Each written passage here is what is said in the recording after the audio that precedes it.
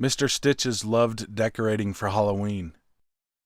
It was the one thing he looked forward to all year long, even before the calendars had been flipped over to October, before the late summer heat had begun to simmer down to a chilly breeze, before the dead leaves crunched underfoot.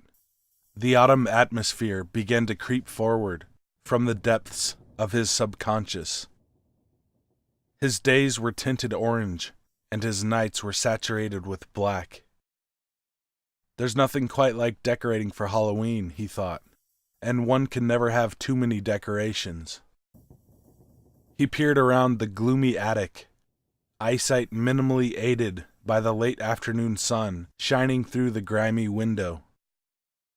Dust motes floated lazily in the stream of dull illumination, on a journey from nowhere to somewhere equally lonely. He had a difficult time finding what he was searching for, as he wasn't the one to willingly take down the Halloween decorations last November. He started looking in the garage, then the hallway closet, followed by the second-floor crawlspace, before making his way to the attic. This is where he finally found the bright orange plastic tubs, sitting forgotten for almost a year. Strips of duct tape labeled Halloween decorations served the obvious purposes of indicating the contents and sealing the lids shut. But Mr. Stitches liked to imagine they served a much more important function, keeping untold horrors trapped inside. He hauled all 3 tubs down to the entryway and stacked them next to a black wooden crate, sitting just inside the open front door. He took a second to catch his breath and contemplated the crate. The black paint had been gouged off in several places, revealing shades of deep crimson or dull orange along the splintered sides. The crate appeared to be on the verge of collapse, but Mr. Stitches had no doubt that the rusty nails would continue holding the boards together for many more years. He often wondered how long he had been using the crate to store his most prized decorations. He had put out countless decorations throughout the years. Many had come and gone, were found and lost, bought and broken, and his ever-growing collection warranted new, bigger containers. But the black crate had been with him through many Halloweens. It felt like an old friend, and he couldn't imagine a year without it. After gazing at the crate for a few moments longer, he shook the thought off and turned his attention to the task at hand. "Time to get busy," he said to himself as he cracked the lid off of the first orange tub. "Have to be done before the kids get home." The first orange tub contained many of the generic store-bought decorations that Mr. Stitches wasn't particularly fond of, but that still conveyed a sense of the comforting unease that came around every October. Life-size cardboard skeletons were plastered to the front door and hallway. Red light bulbs replaced the ones normally illuminating the front and back porches. Enough styrofoam jack-o'-lanterns were present to adorn each of the first and second-story windows along the front of the house. Fake spiderwebs were stretched across the bookcases in the study and living room. A stuffed ghoul was placed in the rocking chair on the front porch, and a haunted house welcome mat was slapped down at the front door. At the bottom of the tub was a cheap skeleton mask, the remnant of some last-minute costume from years ago. Mr. Stitches set this aside. Nothing like the look on the kids' faces, he thought. They're always so surprised. The next 2 tubs contained more of the same, and Mr. Stitches quickly dispersed the manufactured horrors throughout the house. Candelabras with flickering flame bulbs were placed on the mantelpiece.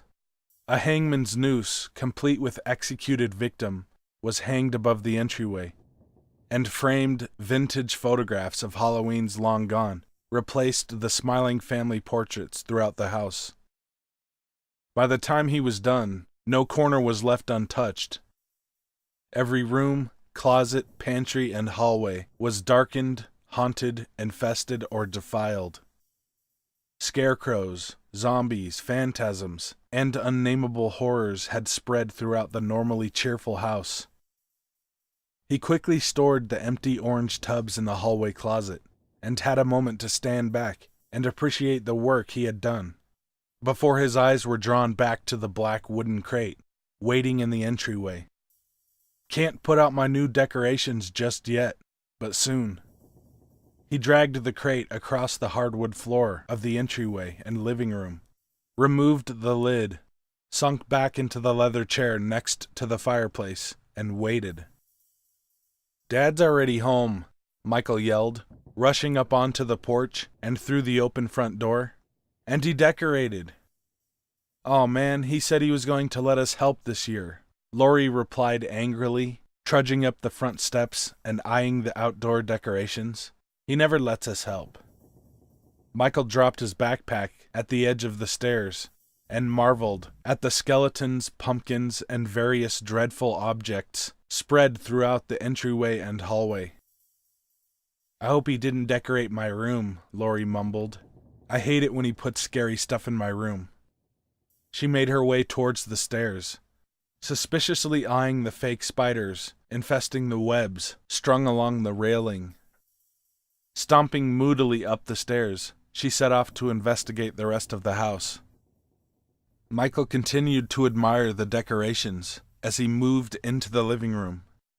Trying to take it all in at once, he slowly backed towards the fireplace, amazed at how quickly his normal suburban home could be transformed into something out of a horror movie. As his mind was drawn to the darkness and macabre surrounding him, his back foot connected with something hard. Startled, he turned around and noticed the masked figure seated in the chair, feet propped up on a black wooden crate. "Dad," he shouted. "Awesome job with the decorations. Lori's mad we didn't get to help, though."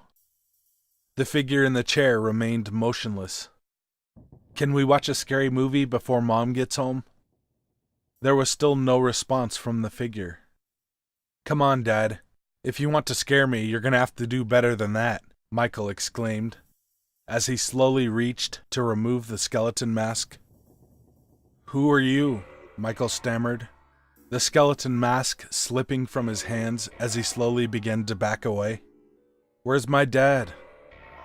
Nothing like the look on their faces, Mr. Stitches thought. They're always so surprised.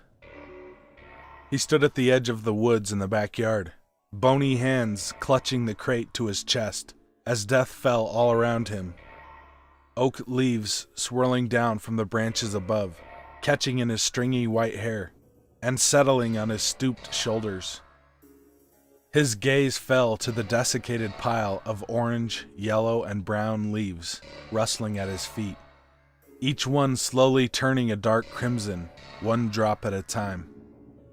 He gave one last look to the house before turning and receding into the woods, leaving behind a small puddle of the blood trickling from the bottom of the crate. Mr. Stitches loved decorating for Halloween, and he couldn't wait to get home to put out his new decorations.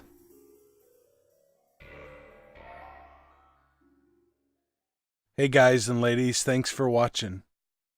If you want me to tell your story or read a creepypasta, email me at the address in the description. Be good to animals, even people. Já, snemma, bergsbus, hreish. This date in history. Was it really today's date? I'm not really sure.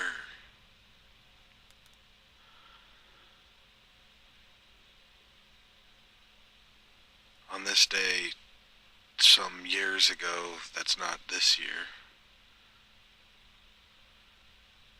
I fell asleep.